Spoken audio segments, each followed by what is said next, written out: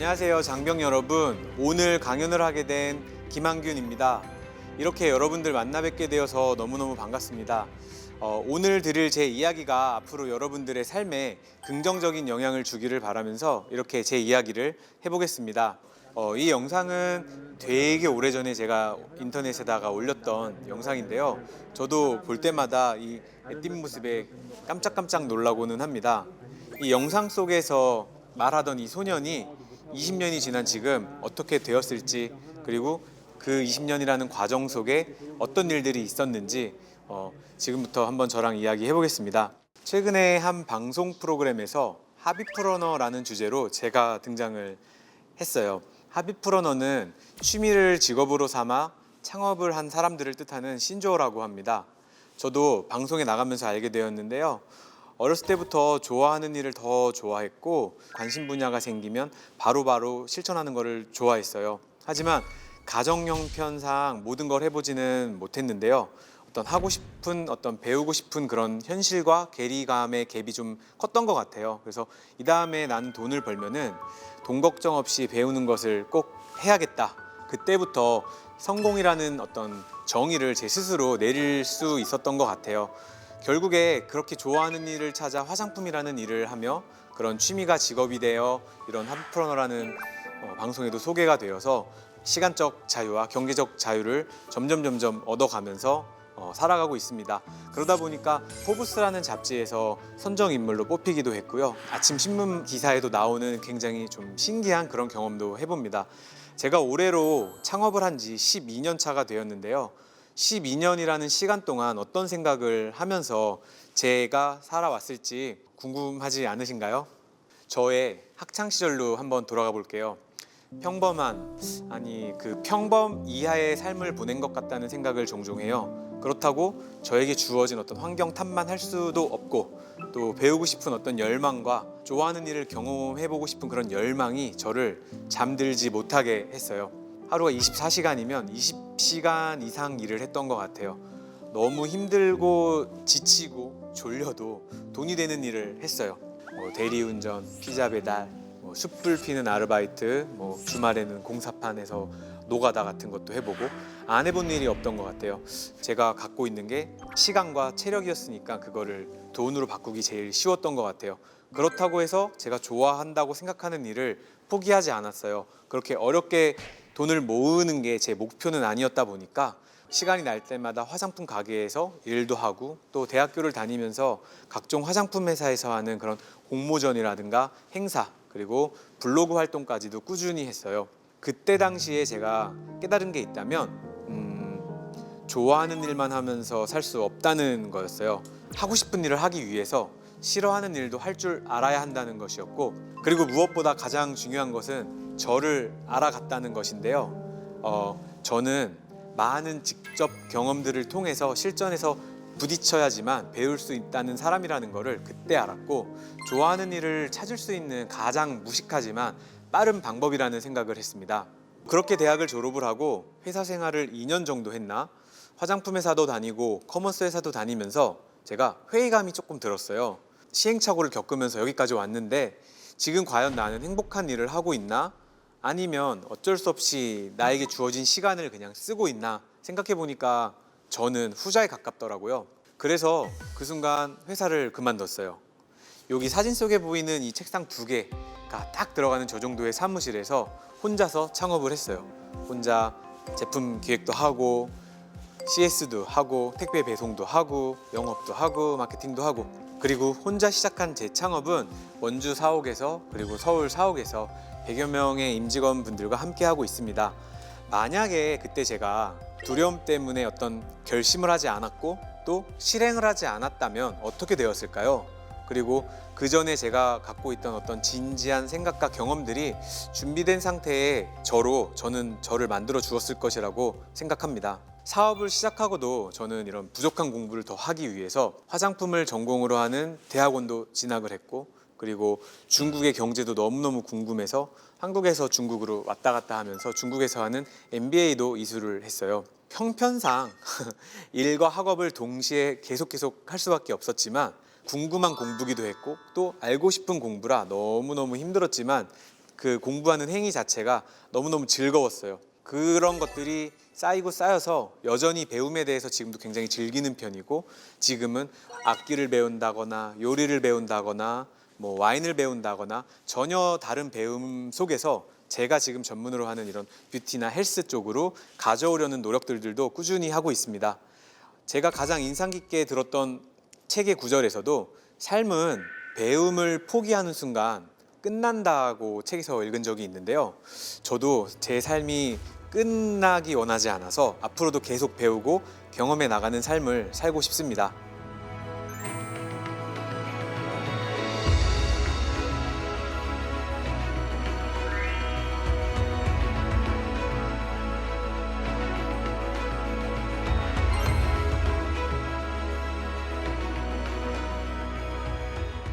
저 같은 경우에는 운이 좋아서 성장했다는 생각을 굉장히 많이 했거든요. 왜냐하면 그때 당시에 좋은 중국 파트너분들을 만났고, 또 그때 환경이 굉장히 좋았고, 그래서 우리 회사의 힘으로 회사가 성장했다라고 생각하기보다는 그 환경이 너무 좋았고 그 환경에 의해서 성장했다는 생각을 굉장히 많이 했어요. 그래서 늘 갈증이 있었는데, 그러다 보니까 중국은 지금 어떤 모습일까? 매일 한 달에 20번씩 중국으로 출장을 가도 너무너무 중국이 어떻게 변하고 있을까, 이런 생각들이 머릿속을 떠나질 않아서 가족들을 다 데리고 중국으로 갔어요. 창업을 처음 하는 그런 마음으로 여기 보시는 것처럼 사무실도 직접 구하러 다니고 학교도 다니면서 중국에서 또 일도 하면서 그렇게 중국 생활을 했습니다. 너무너무 힘든 우리 가족들의 경험이었지만 다시 돌이켜서 생각해 보면은 너무너무 행복했던 경험이었고요. 이런 경험들을 통해서 또 저를 보면은 분명히 현실과 타협하지 않고 현실에 안주하지 않고 이런 도전들을 통해서 아, 나는 아직 살아있구나 라는 그런 감정들을 되게 많이 느꼈거든요. 여러분들 다시 어렸을 때로 생각 한번 해보시면요, 옆집 철수는 이랬대더라, 옆집 누구는 이랬대더라, 이런 비교들을 남들이 저를 가지고 비교를 했었거든요. 우리 그거 되게 싫었잖아요. 근데 어른이 된 저의 모습을 제가 보고 있으니까 제가 스스로 저를 누구랑 비교를 하고 있는 거예요.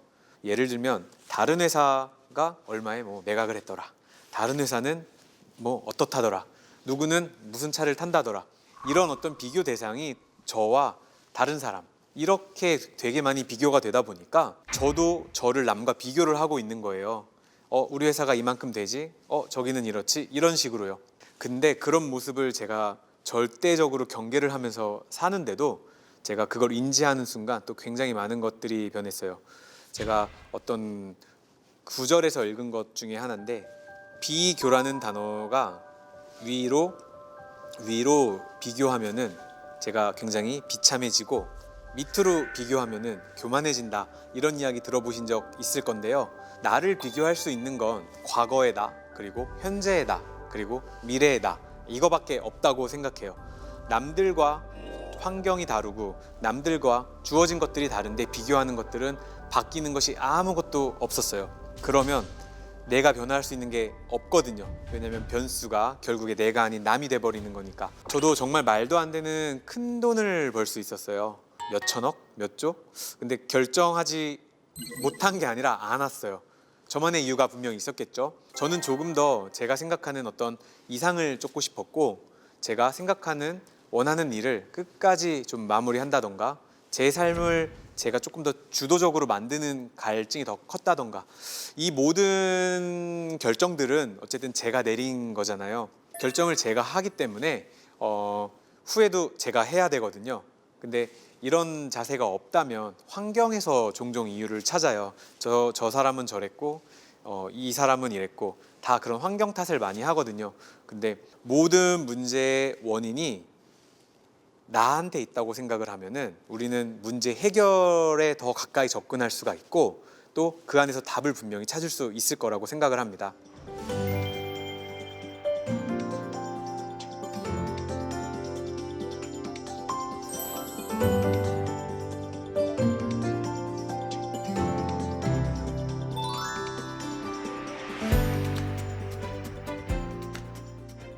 그동안 읽은 책들이 쌓여서 저의 지금의 제 모습이 된다라고 저는 생각하거든요.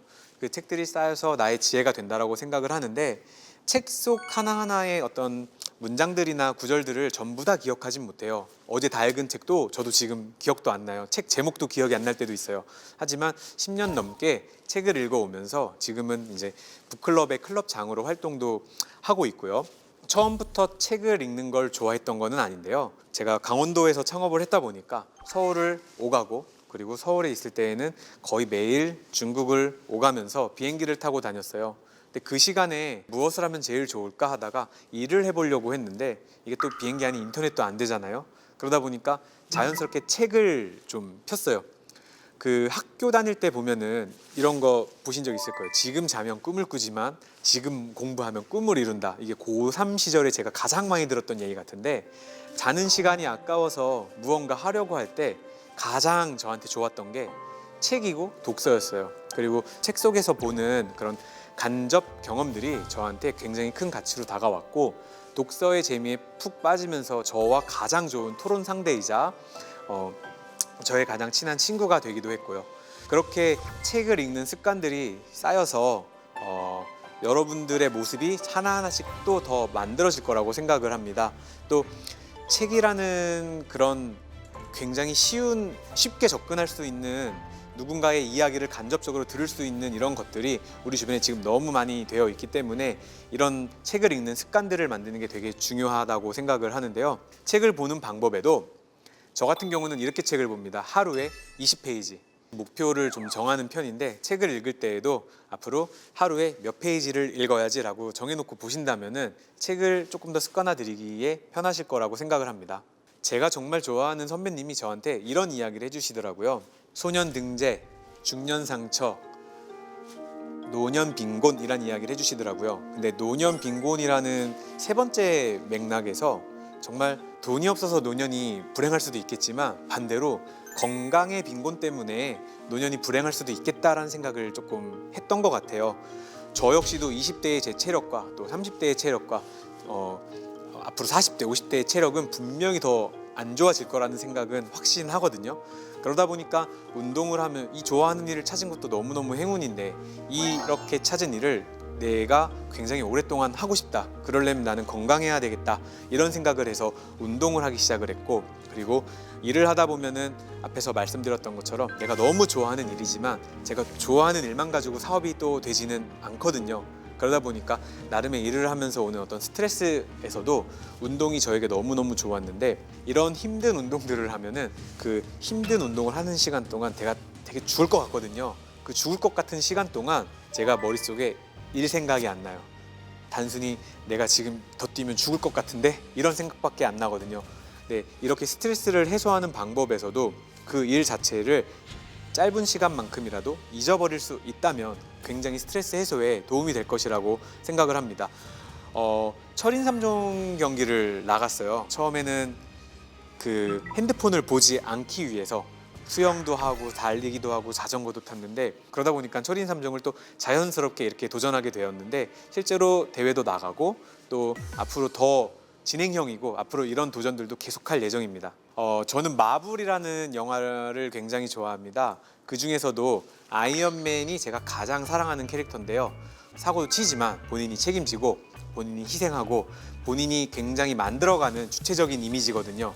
그 부분이 제가 아이언맨의 가장 담고 싶은 부분인 것 같아요. 현실 속에서 아이언맨의 실존 인물이라고 불리우는 이 테슬라의 앨런 머스크의 어떤 사업 철학, 그 세계관을 제가 한 6, 7년 전쯤 책에서 본 것 같아요. 그 세계관을 보면서 그 세계관을 배우고 또 그런 사업하는 철학들을 배우려고 굉장히 많이 노력을 합니다. 롤모델을 만나게 되면 좋은 면과 안 좋은 면 물론 누구에게나 있겠지만, 누구를 만나더라도 좋은 면을 더 많이 보면서 닮아가려고 굉장히 많이 노력을 하는데, 저도 처음부터 이 앨런 머스크가 롤모델은 아니었어요. 제 주변의 모든 사람들에게서 배워가는 것을 굉장히 좋아하는데요. 지금 옆에서 내가 가장 배우고 싶은 그런 사람들의 태도들, 그리고 내가 성과 내는 삶을 살기 위해서 그런 배우고 싶은 내 주변 사람들의 생각이나 태도들이 있다면, 최대한 가까운 사람들한테 있는 것들을 내 걸로 만들려고 하는 시도보다는 그냥 그 사람을 그냥 따라하는 시기를 꼭 거치셨으면 좋겠어요. 그것이 내 어떤 태도가 만들어지는 과정이라고 저는 생각을 합니다.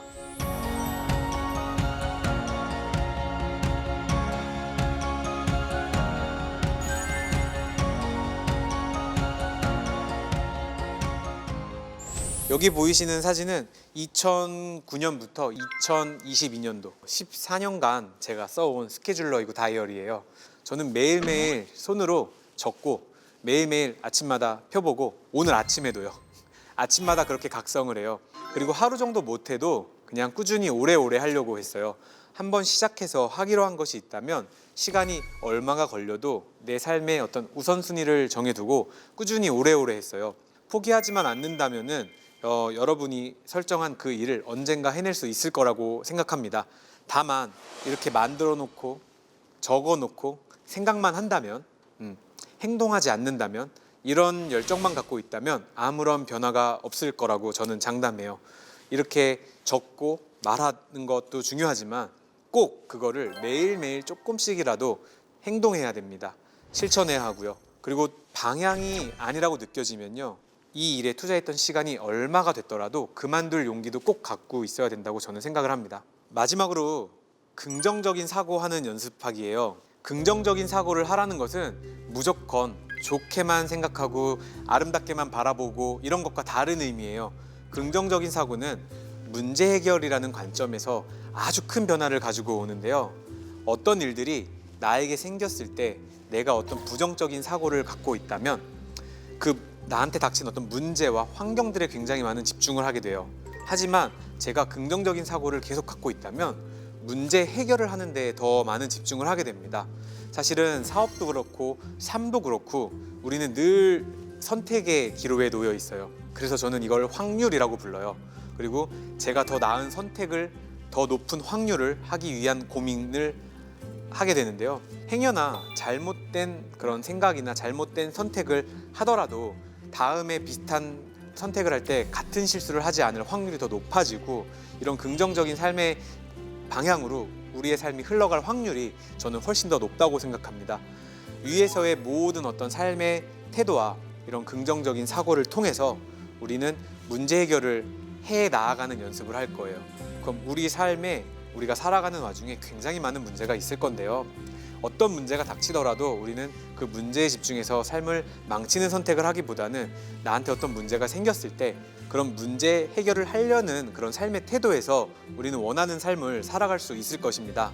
저도 아직 현재 진행형인 캐릭터예요. 그리고 또 내일 또 내년에 또 어떤 가치관과 철학이 저한테 생길지는 모르겠지만 오늘까지 버전에서는 제가 말씀드린 이런저런 저의 세계관은 이제 부록이 되는 제 나이에 아마 흔들리지 않는 어떤 철학이 될 것이라고 저는 생각을 합니다. 제가 마지막으로 장명 여러분들께 꼭 드리고 싶은 말이 있는데요. 이제 저녁 후에도 이런 삶을 잘 살아가신다면은 저는 여러분들이 원하는 그런 삶을 살고 계실 거라고 생각을 해요. 그때 가장 중요한 게 저 스스로 무엇이 성공인지 잘 정의를 내려두시는 거라고 생각을 해요. 저 같은 경우도 처음에 사업을 할 때 이런 성공의 정의를 적기보다는 메모장에 보면은 내가 30살이 되면 내 통장에 얼마가 있어야 되고 나는 이런 일들을 하고 있어야 되고 이렇게밖에 생각을 하지 못했어요. 그런 숫자적인 것들을 하나하나씩 채워나가다 보니까 이거 언제 끝나는 거지? 라는 고민을 한번 한 적이 있어요. 그러면서 책 속에서 여러 생각들도 얻고 또 여러 가지 관점들도 얻고 그랬는데 제가 작년에 선물 받았던 류시환님의 지금 알고 있던 것을 그때도 알았더라면 이라는 시집에 있는 시예요. 딱 요 한 페이지만 제가 기억을 하거든요. 여기 자료화면에 있는 것처럼 무엇이 성공인가 자주 그리고 많이 웃는 것, 현명한 이들에게 존경을 받고 아이들에게 사랑을 받는 것, 정직한 비평가의 찬사를 듣고 친구의 배반을 참아내는 것, 또 아름다움을 식별할 줄 알며 다른 사람에게서 최선의 것을 발견하는 것, 자신이 한때 이곳에 살았음으로 해서 단 한 사람의 인생이 행복해지는 것, 이것이 진정한 성공이다. 요 짧은 시 안에 제 10년의 어떤 고민들이 되게 많이 해소가 되었는데요. 이게 모든 사람의 성공의 정의는 아닐 거예요. 하지만 자기가 생각하는 어떤 자기 주관의 정의를 가지고 앞에 삶의 태도를 가지고 살아간다면 더 행복에 가까운 주도적인 그런 삶을 사는데 도움이 많이 되실 것 같습니다. 이분 시나드가 이런 말을 해요. 남이 아닌 내가 평가하는 긍정적인 삶을 살아요. 정말 멋진 CEO답게 제가 앞에서 한 30분씩 이야기한 거를 한 문장으로 잘 말씀해 주셨죠. 오늘 하루를 작은 성공의 마일스톤처럼 생각하시고 또 그 마일스톤을 달성하고 깨부수시면서 사신다면은 그런 원하는 삶을 만드는 삶을 분명히 사실 수 있을 거라고 생각합니다. 그리고 이 강연을 들으신 분들께 오늘 제 이야기들이 긍정적인 영향을 미쳤으면 좋겠습니다. 오늘 너무너무 반갑고 그리고 감사했습니다.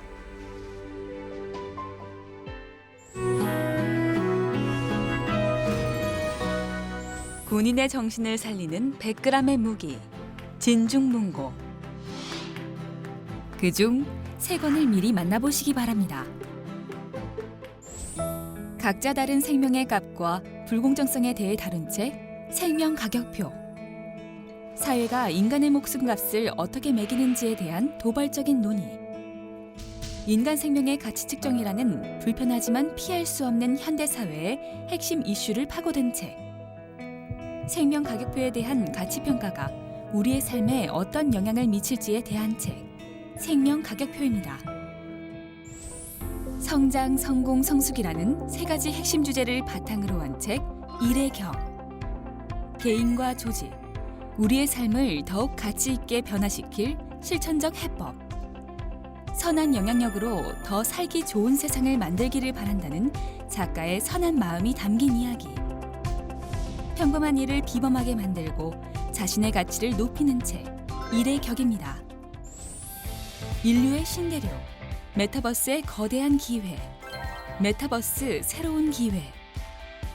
메타버스 열풍을 일으킨 김상균 교수와 투자 전문가 신병호의 분석으로 만나는 메타버스의 세계. 현실을 판타지로 바꾸는 마법 같은 메타버스의 미래. 메타버스가 만들어낼 거센 정보와 대혁명. 메타버스 새로운 기회입니다.